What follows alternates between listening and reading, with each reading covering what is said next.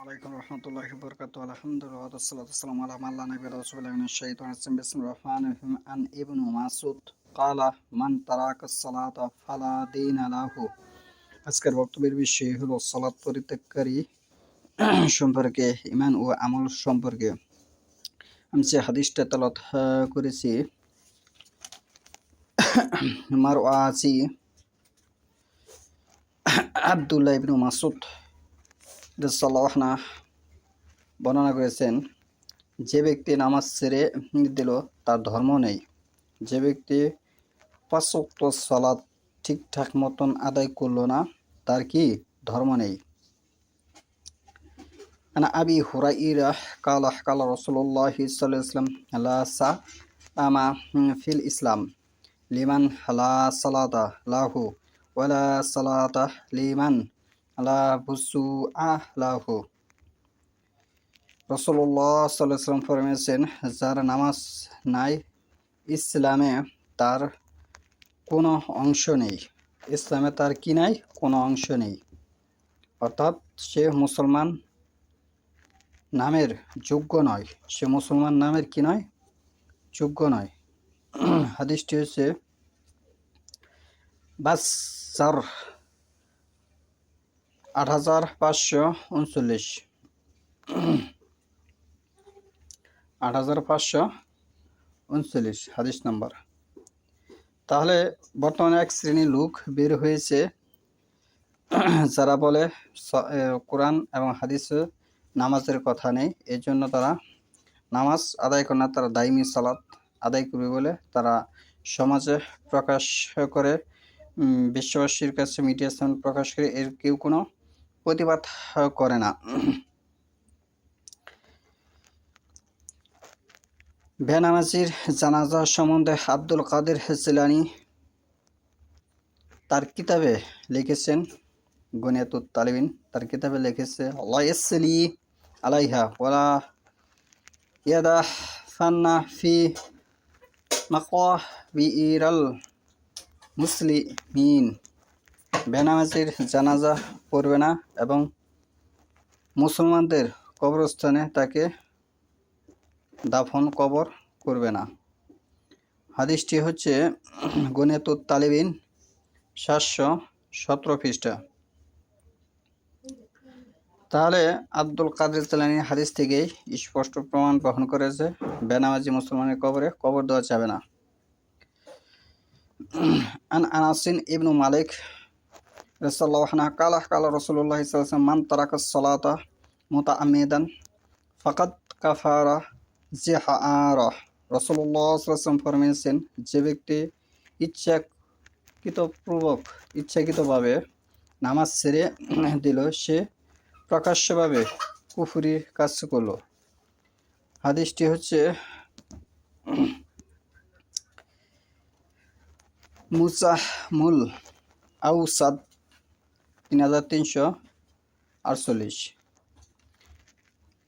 আন ইয়াসিদু রুকাইশি আন আনাসিন ইবনু মালিক আনিন নবী সাল্লাল্লাহু আলাইহি ওয়াসাল্লাম কালা লাইসা বাইনা আবদি ওয়া শিরকি ইল্লা তারকুস সালাতা ফাইসা তারাকাহা ফাকাদ আশরাকা। রাসূলুল্লাহ সাল্লাল্লাহু আলাইহি ওয়াসাল্লাম ফরমাইয়েছেন, বান্দা এবং শিরকের মধ্যে পার্থক্য একমাত্র নামাজ। যখন সে নামাজ ছেড়ে দিল, তখন সে আল্লাহর সঙ্গে শিরিক করল। হাদিসটি হচ্ছে মুসলিম, ইবনে মাজাহ ১০৮০।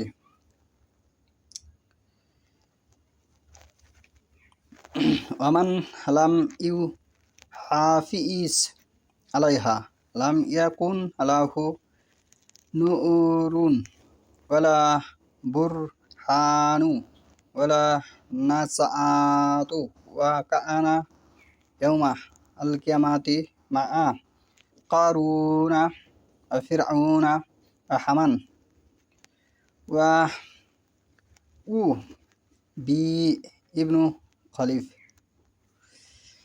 যে ব্যক্তি নামাজ হেফাজত করল না, তার জন্য জ্যোতি হবে না, দলিল হবে না, কোনো নাজাত হবে না। আর কিয়ামতের দিনে সে কারুন ও ফেরওয়ান, হামান, উতবা ইবনু খালাফের সঙ্গী হবে। হাদিসটি হচ্ছে মুসান্নাদ আহমদ।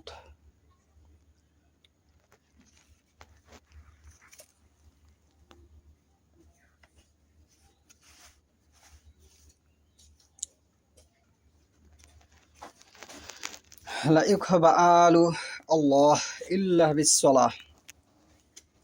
নামাজ না পড়লে শুধু কালেমা পড়াকে আল্লাহ কবুল করবেন না। দারাকুতনি, বাইহাকি, সূরা ইউনূসের 10 নম্বর সূরা 90 নম্বর আয়াতেও আল্লাহ এই কথা বলেছেন, ফিরআউনে কালেমা পড়েছেন কিন্তু আল্লাহ কবুল করেননি। তাহলে আমাদের নামাজ পড়তেই হবে বাধ্যতামূলক। যারা এই নির্দেশ জারি করে কোরআনের সালাতের কথা নেই, তারা মানুষকে ইসলাম থেকে দূরে সরানোর জন্য একটি পায়তারা তারা করতেছে। ওয়া আন জাবের আন্নাহা তুকিইমু বিহি কালা আতাউন মুসাহিদ ওয়াল আউ জাহ। জাবের হতে বর্ণিত আছে, মেয়েরা অবশ্যই একামত দিবে, একা হোক কিংবা জামাতে। ইমাম আতা মুজাহিদ একথা বলেছেন, একা হোক এবং জামাতে হোক মেয়েরা আজান ও একামত দিতে হবে। তাহলে এই হাদিসটি হচ্ছে আলমগীর প্রথম খণ্ড 434 পৃষ্ঠা। তাহলে এই হাদিসটা অন্য অন্য হাদিসেও এসেছে, সব মিলিয়ে মোটামুটি অনেকগুলো হাদিসে এই কথাটি এসেছে। তাহলে ভারতবর্ষের মানুষ সরল সোজা দেখে ইসলামের বিষয়ে, এই সরল সোজা মানুষকে ইসলামের বিষয়ে ঠকিয়েছে। মেয়েরা যে আজান ও একামত দিতে হবে ভারতবর্ষের অসংখ্য মুসলিম নারী জানেই না, অথচ ভারতবর্ষে হাজার বছর ধরে ইসলাম নিয়ে গবেষণা হচ্ছে, মানুষকে দিনই দাওয়াত দিচ্ছে। সে দাওয়াতে মানুষ ইসলাম সম্পর্কে কি জ্ঞান অর্জন করেছে সেটা মানুষ নিজেই জানে না।